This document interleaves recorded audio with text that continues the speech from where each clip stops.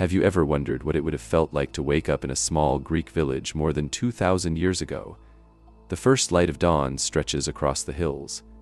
Olive trees sway gently in the morning breeze. Somewhere nearby, a rooster announces the new day. Wooden doors creak open. The smell of fresh bread drifts through the narrow streets, and before the sun has fully climbed into the sky, people are already moving. Not because they are exercising, not because a doctor told them they should, not because they are trying to close the rings on a watch or reach a daily step goal. They move because movement is simply woven into life. An older man walks down a stone path carrying a small basket of olives. A woman pauses to draw water before greeting her neighbors with a warm smile.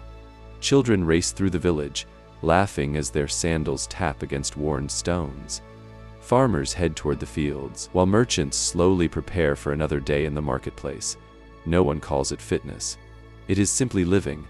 Now imagine our mornings. Many of us wake to the sound of an alarm. We sit on the edge of the bed. We check a phone. We walk only a few steps before sitting once again at the breakfast table, in a car, or in a comfortable chair. Without realizing it, movement has become something we schedule instead of something we naturally do. Perhaps that is one of the greatest differences between their world and ours. The ancient Greeks certainly faced hardships we would never wish to return to. Life was physically demanding. Medical knowledge was limited. Many people worked long hours simply to provide food for their families. We should never romanticize the past. And yet, when historians study daily life in ancient Greece, one pattern appears again and again. Movement was everywhere, not intense, not rushed, simply constant. What would happen if that simple idea still held value today? The Greeks did not divide their lives into separate boxes labeled exercise, work, and leisure. Walking to the market was part of life. Climbing gentle hills was part of life.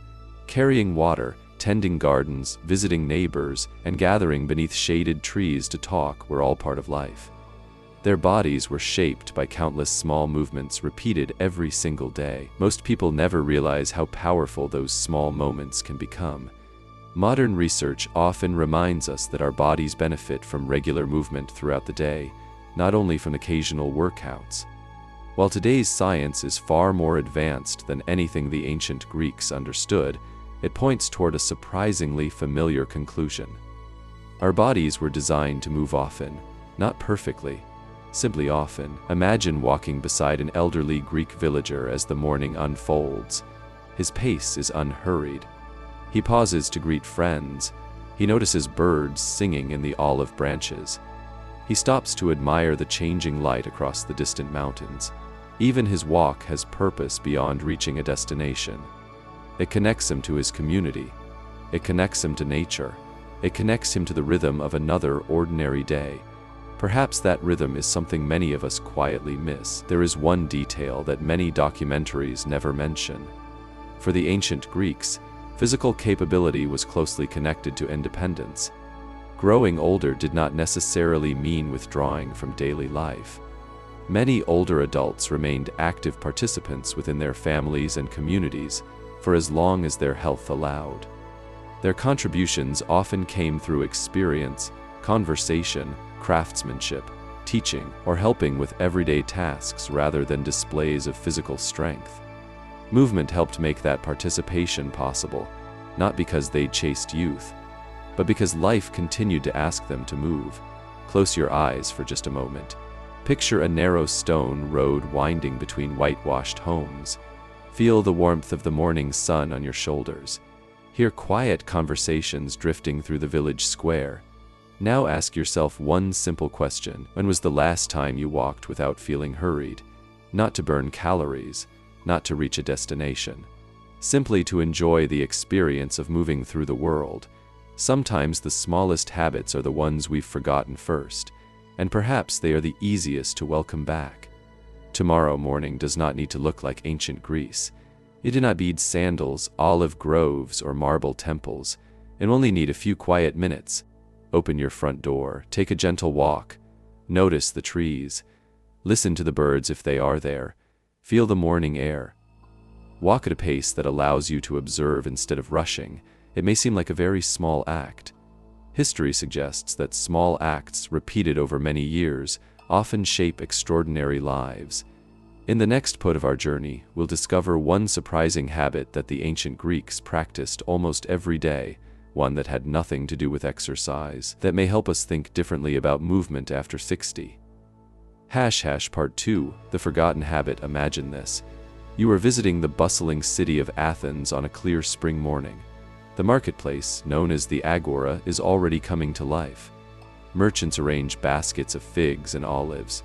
Potters display freshly fired bowls. The scent of herbs mingles with the salty air drifting in from the sea. Everywhere you look, people are walking. Some carry goods, some stop to greet old friends.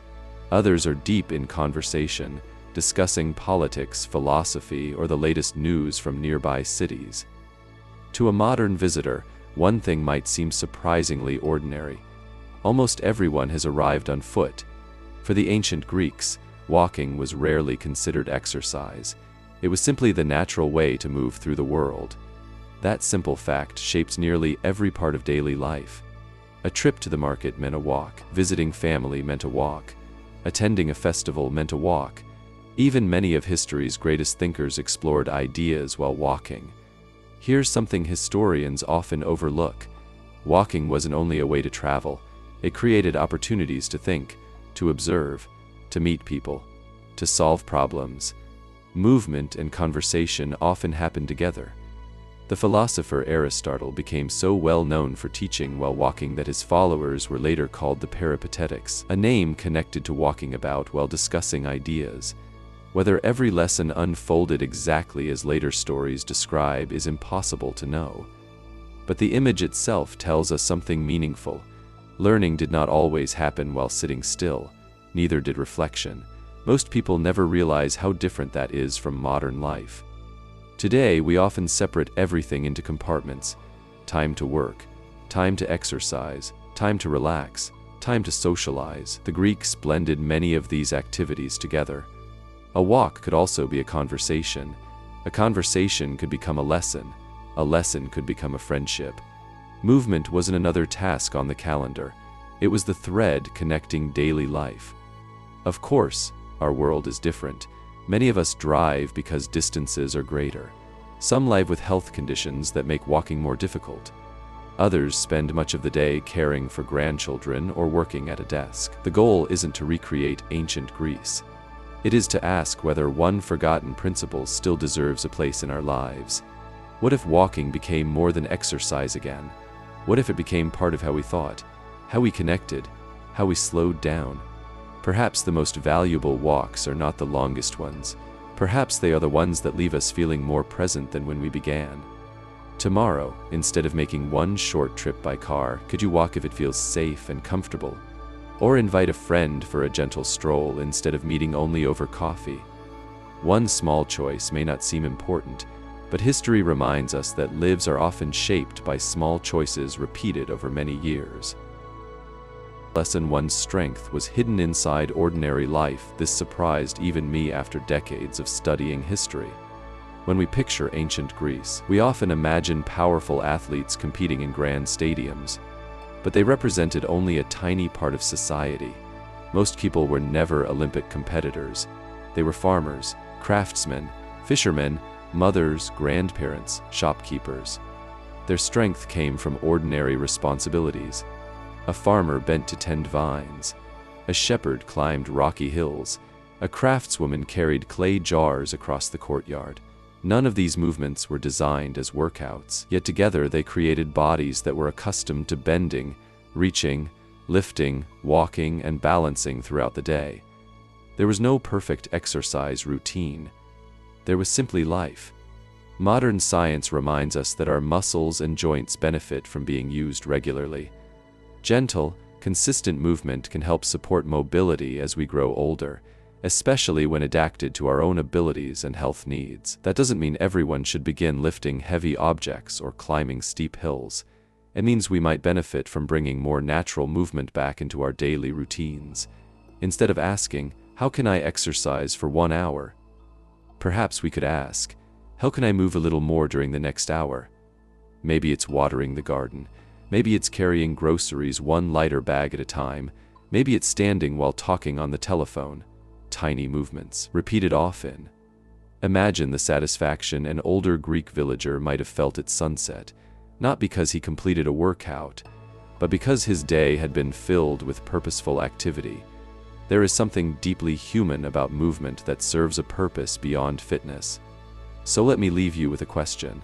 What everyday task could become an opportunity to move, rather than another reason to remain seated? Lesson 2. The ground beneath their feet. Imagine walking beside an older Greek woman as she leaves her home just after sunrise. The path beneath her sandals is not perfectly smooth. It winds gently between stone walls. Here and there the ground rises, then it falls away again. Loose pebbles crunch beneath each careful step. She does not hurry. She places her feet with quiet confidence, shaped by years of walking these same paths. She is not practicing balance, she is simply living her life. There's one detail most documentaries never mention. The ancient Greeks did not spend their days walking across perfectly flat, predictable surfaces. Their villages often followed the natural shape of the land. Streets could be uneven. Hills were common. Steps were carved directly into stone. Every journey required small adjustments of posture, balance, and coordination. Without thinking about it, people were constantly asking their bodies to adapt. Each step became a gentle conversation between the eyes, the muscles, the joints, and the brain. Today, many of us spend hours on smooth floors, level sidewalks, or soft carpets. These conveniences are wonderful in many ways. They make life easier. They reduce certain risks, but they also remove many of the small challenges our bodies once encountered every day. Most people never realize that confidence in movement is built gradually, not through dramatic effort, but through thousands of ordinary moments. Modern specialists often encourage older adults to include activities that gently challenge balance because balance plays an important role in maintaining independence as we age. The exact activity will depend on each person's health and abilities, but the principle is simple. Our balance improves when we continue to use it. The ancient Greeks didn't have a special balance program. Their environment quietly provided one. Of course, we should never seek unnecessary risks. Safety always comes first. If you have concerns about your balance or have experienced falls, it is wise to speak with your healthcare professional before trying new activities. But many of us can still introduce small moments of mindful movement into everyday life. Imagine standing in your garden while holding a sturdy railing, or walking slowly along a familiar park path, or stepping carefully over the roots of an old tree while enjoying the fresh air. These are not heroic acts. They are gentle reminders to your body that it was designed to respond to the world around it. I often think about how different confidence feels from strength. Strength allows us to lift. Confidence allows us to move without fear, and perhaps confidence is one of the greatest gifts we can continue building at any age. The ancient Greeks could not stop time, neither can we, but they understood something worth remembering. A capable body is not always the strongest body. Often, it is the body that continues to move with care, awareness, and purpose. So here's a question to carry with you. When was the last time you slowed down enough to truly notice the ground beneath your feet? Sometimes, paying attention is its own form of training. Lesson 3. Walking together. Close your eyes for a moment. The afternoon sun has softened. The day's work is nearly finished. Neighbors begin gathering in the village square. Some sit beneath the shade of olive trees. Others stroll slowly through the streets, exchanging stories, laughter, and advice. An older man pauses to greet a young father. A grandmother smiles as children chase one another across the open space. No one seems to be in a rush. Their walk has become something more than movement. It has become connection. History reminds us that ancient Greece was not only a collection of buildings and temples. It was a society built around relationships. Whether in a small village or a busy city, much of daily life happened face to face. People met in marketplaces, shared meals, attended festivals, discussed ideas, helped neighbors. Walking often brought them together. It is easy to underestimate the importance of that. Today, loneliness has become a challenge for many older adults around the world. We can speak to someone across the globe in seconds, yet many people go days without a meaningful conversation in person. Imagine this. What if one of your daily walks became an invitation instead of a solitary routine? Could you ask a friend to join you? Could you walk with your spouse, a sibling, a neighbor, even a grandchild curious about the birds, the flowers, or the changing seasons? The distance matters far less than the company. Research today continues to suggest that staying socially connected is associated with better well-being as we grow older. The ancient Greeks may not have understood the biology behind this, but they understood the human experience.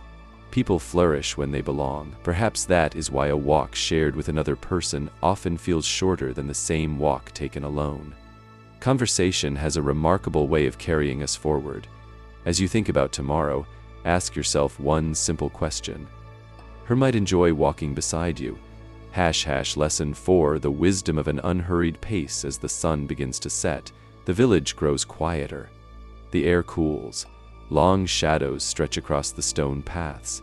The day's work is coming to an end. An older man walks home carrying a small bundle of herbs. He is not racing the clock. He is not listening to hurried voices or constant notifications. He notices the warm colors of the sky. He pauses to greet a neighbor one last time before stepping through his wooden gate. To us, it may seem like an ordinary moment. To him, it is simply life. One of the greatest differences between the ancient world and our own is not just how people moved, it is how quickly they moved. Of course, there were moments of urgency. Harvests had to be gathered, storms could arrive without warning, conflicts sometimes changed everything. But much of daily life followed the rhythms of daylight, the seasons, and the needs of the community. There was a natural pace to life that encouraged people to notice where they were. Most people never realize that moving slowly is not the same as being inactive. In fact, walking at a comfortable, steady pace often allows us to pay attention to our posture, our breathing, and the world around us. It gives the mind space to settle. It reminds us that every destination is reached one step at a time. The ancient Greeks had a word that captured an important ideal, ****. It is often translated as moderation, balance, or self-control. It wasn't about doing everything slowly. It was about avoiding excess and living with thoughtful restraint. That idea still feels remarkably modern. Many of us have spent years believing that every walk must be faster. Every task must be completed sooner. Every day must be more productive than the last. But perhaps there is another way to measure a good day, not by how much we rushed through it, but by how fully we experienced it. Imagine taking a 10-minute walk tomorrow without checking the time. Notice the breeze, the scent of freshly cut grass, the sound of birds resting in nearby trees, the smile of someone passing by. These small moments do not slow life down. They are life. As we grow older, our greatest goal may not be to move as quickly as we once did.